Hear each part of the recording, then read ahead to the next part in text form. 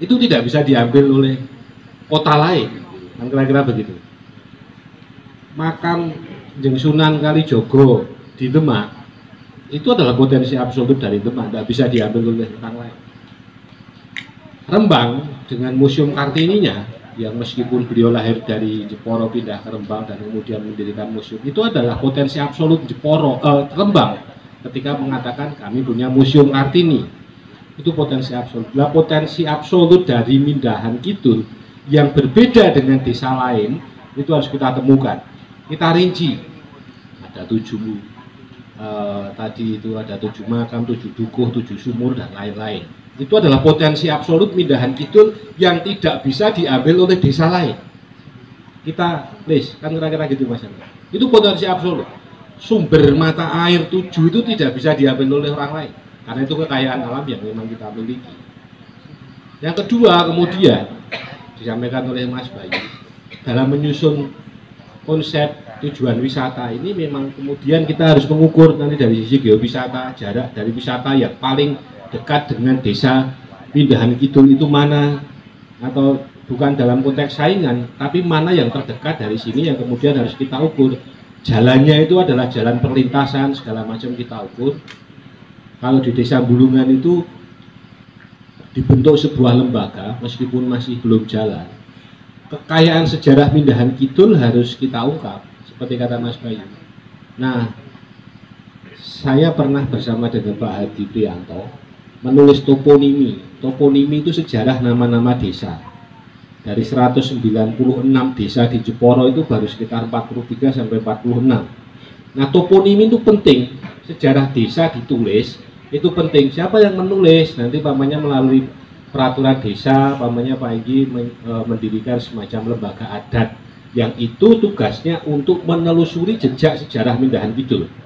Umpamanya begitu, bisa melalui lembaga adat yang itu adalah gabungan dari para sepuh, juru kunci dan yang ulama dan yang lain-lain, dibentuklah lembaga adat misalnya untuk menulis sejarah desa atau toponimi ini. Apa yang ditulis di situ tentang sejarah bagaimana Mindahan Kidul itu? Lah, datanya dari mana, Mas? Jadi dalam sejarah itu yang penting itu sah secara metodologi yang disebut dengan oral history atau sejarah lisan. Sejarah lisan memang baru, pendekatan itu memang baru, tetapi itu diakui secara metodologi. Nanti ada ahli sejarah kita datangkan, apakah sah kalau saya menulis tentang 7 makam umpamanya, atau tokoh-tokoh desa atau sejarah desa itu menggunakan tradisi lisan, karena kita tidak punya tradisi tertulis bahwa Mindahan Kidul pernah didatangi siapa saja atau cikal bakal siapa saja. Nah, itu sah secara metodologi kalau kita menulis sejarah itu berdasarkan dari mitos dan legenda, disusun sedemikian rupa berdasarkan kesepakatan kita bersama. Tidak ada masalah. Dan itu sah secara metodologis. Nanti ada aturan-aturannya, kita tulis sejarah itu. Dan sejarah Mindahan Kidul itu harus menjadi mulok atau muatan lokal.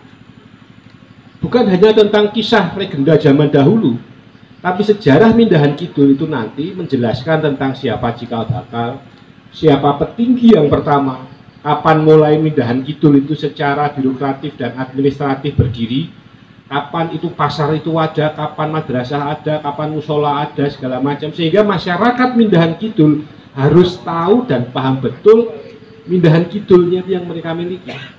Sejak dari anak SD sampai seluruh penduduk harus tahu.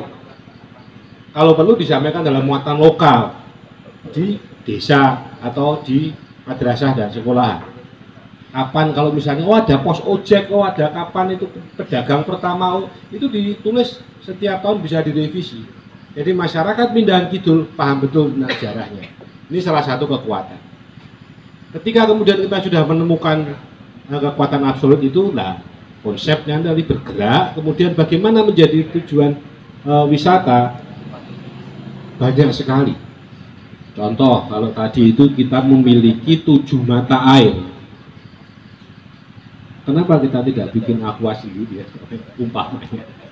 Kenapa Mindahan? Apalagi ada visi dan misi bahwa Mindahan Kidul ada menjadi kota mandiri dari sisi PDAM umpamanya. Dari 7 mata air yang kemudian mengairi seluruh Mindahan Kidul dan yang lain-lain, itu kita manfaatkan. Apa? Dengan bumdes dan yang lain-lain kita membuat minuman. Umpamanya gitu. apa mereknya? Kayak tadi 7 mata air namanya begitu, atau video atau segala macam. Yang itu khas dari, dan kita harus memiliki yang disebut oleh Mas Anang sebagai Handar Beni, visinya Pak Petinggi. Handar Beni itu memiliki tanggung jawab bahwa ini tuh milik saya. Dari 7 mata air kenapa kemudian disia-siakan? Umpamanya itu kalau selama ini hanya mengalir, kita buat minuman. Yang itu harus dibeli oleh masyarakat sendiri. Keuntungan dibagi untuk masyarakat sendiri. CSR-nya untuk masyarakat sendiri dan lain-lain. Contoh umpamanya begitu. Dari sisi kemandirian ekonomi. Saya menikmati pisang apa ya? Pisang apa ya? Pisang Rojo Nongko. Pisang godok Rojo Nongko, karena ada pisang godok yang bukan Rojo Nongko ini ya. Ini pisang godok Rojo Nongko. Umpamanya dari sisi kuliner, Mindan Kidul melakukan, misalnya seandainya banyak pisang, kita bikin getuk pisang. Yang itu khas dari Mindan Kidul. Iya, getuk pisang itu kalau di Kartosuro itu mahal. Atau kalau kita di Kediri itu, yang Nur Sewu sering dihapusi itu, godong kejuang itu banyak banget, tebal seperti lontong, isinya cuma sak jempol gitu. Pisangnya itu kalau dengan Jawa Timur sampai di Kediri nanti ada getuk pisang itu, isinya besar kayak lontong itu, kuap itu kumpulan dari daun pisang yang berserikat dan bersatu. Isinya iya seperti Wiko Pak. Nah isinya gedangnya cuma sak jempol gini lagi. Nah kita bikin setiap kuliner itu bisa dikembangkan dengan cara masing-masing. Ketika orang datang titipkan ke semua pasar bahwa itu adalah produk Mindan Kidul, dan yang lain-lain, kacang bisa, segala macam bisa. Tentang destinasi wisata kita kembali, 7 mata air, 7 dukuh, 7 itu kalau jenengan lihat di website itu di Bali ada namanya, saya pernah ke sana, itu Desa Penglipuran, salah satu desa pariwisata terbaik di dunia, bukan di Indonesia. Jadi kalau kita masuk ke Desa Penglipuran tuh rasanya itu sudah tidak ada yang tidak indah. Dari jalannya, dari pagarnya, dari rumahnya.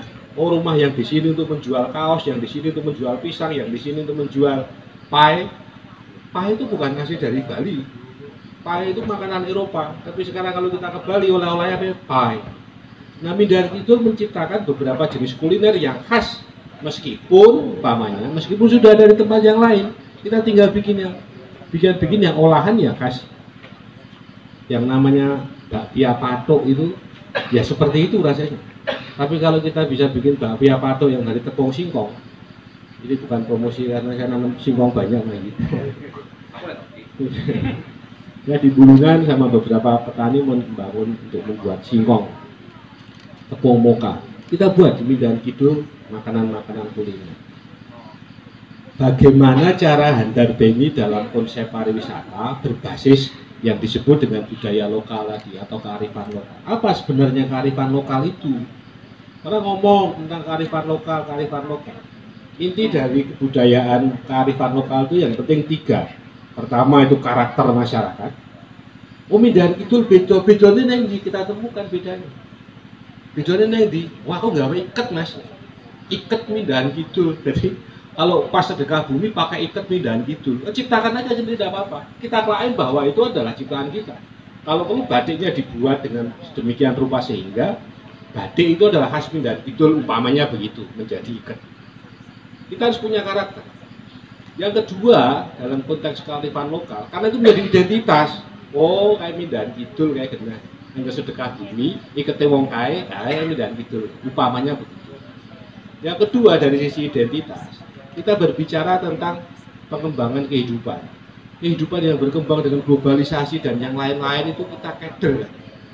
Jadi disampaikan oleh Mas Tigor, tingkat perceraian di Jepara itu paling besar, 1000 orang, banyak sekali. Jadi kalau dengan yang ya tinggal nanti di pengadilan agama itu saya sudah bawa ijazah itu, kenalan aja. Tingkat perceraian dan kemudian HIV ya, kita paling tinggi di Jawa Tengah. tahun 2018 itu 500 sekian itu data yang terdaftar, yang tidak terdaftar itu lebih banyak. Perkembangan ini kemudian membuat kita kaget, medsos, Instagram dan lain-lain. Tapi saya ingin mengatakan bahwa kita tidak bisa bersembunyi. Kalau saya menggunakan filsafat Cina itu, Sun Tzu itu pertahanan paling baik itu adalah menyerang. Jadi kalau kita semua dilarang, kita menggunakan benteng tertutup untuk berhadapan dengan kemajuan zaman, itu tidak mungkin. Itu pasti jebol apapun. Sekuat-kuatnya batu itu, kalau istilah Ibnu Hajar al-Asqalani, namanya Ibnu Hajar, anak batu. Batu sekuat apapun kalau ditetesi itu pasti bolong. Sekuat apapun, tidak boleh ini, haram itu, tidak boleh ini, haram itu, jebol. Dan tidak mungkin dalam konteks globalisasi itu kita bersembunyi, itu tidak mungkin. Tetapi bagaimana kemudian kita itu mengungkapkan sesuatu bahwa Mindan Kidul berhadapan dengan teknologi itu tidak mudah. Yang saya heran, Pak Tiki tadi menceritakan kepada saya bahwa di Mindan Kidul tidak ada pabrik. Oh, itu luar biasa ya. Luar biasa itu. Desa yang tidak membuka untuk industri dan pabrikisasi, itu tantangannya banyak. Salah satunya tadi disampaikan Bang Tigor, ya Pak Tiki tidak bisa dapat Fortuner karena nggak ada pabrik. Tapi perjuangan ini, rekan-rekan berbahagia semua, ini akan menjadi sebuah ciri desa konservasi. Nomor 1 kata Mas Anang, hijau. Artinya ini adalah desa Mindahan, harus nilai-nilai yang Handar Beni tadi itu diturunkan di dalam proyek, di dalam rencana strategis, di dalam rencana aksi. Tujuannya apa, ke arah mana selama 3 tahun ke depan, umpamanya di masa pemerintahan Pak Igi. Dan kalau itu berjalan, jangan berpikir, lu kok suwe Pak, enggak lama, setahun itu enggak lama, tiba-tiba COVID sudah pergi dan kita tidak melakukan apa-apa. Saya ngomong ke beberapa kawan di daerah Bekasi yang paling banyak COVID-nya itu justru di masa COVID, mari kita berjuang. Akhirnya itu ada pelatihan melalui streaming dan segala macam, dan makin kreatif karena kita tidak ada lagi batas-batas itu. Tidak ada lagi batas-batas. Orang Mindan Kidul malam-malam itu, Mas Anam itu curhat, waduh kau kutunggu sayangku malam ini tidak hadir di Facebook namanya. Setelah itu si siapa, Mark Zuckerberg itu tahu itu orang Mindan Kidul lagi curhat. Ini internasional misalnya. Jadi promosi kita diuntungkan oleh medsos. Hanya kemudian bagaimana yang menjadi persoalan, selalu yang menjadi persoalan di dalam medsos itu adalah 2, administrasi atau admin dari medsos yang kita buat, adminnya itu selalu kita tidak siap. Yang kedua, kontennya itu selalu tidak siap. Mindan Kidul, generasi muda harus membangun satu khusus tim IT. Itu wajib. Wajib. Hukumnya itu sudah fardu, wajib. Kenapa? Kalau tidak kita menguasai IT, itu nanti kita kalah, ketinggalan. Dan jangan takut dengan IT. Itu persoalan pilihan kita. Persoalan, oh itu nanti, mas, bahaya itu, nanti ada pengetahuan tentang seks. Tentang seks itu tidak persoalan tentang IT. Seks itu tentang nalar dan hasrat. Sampai nggak perlu IT kalau memang mentalnya seksnya liar, ya tetap liar. Nggak ada urusan dengan medsos. Oh itu nanti akan berbahaya, kita kemudian terpengaruh dengan budaya barat. Saudara-saudara,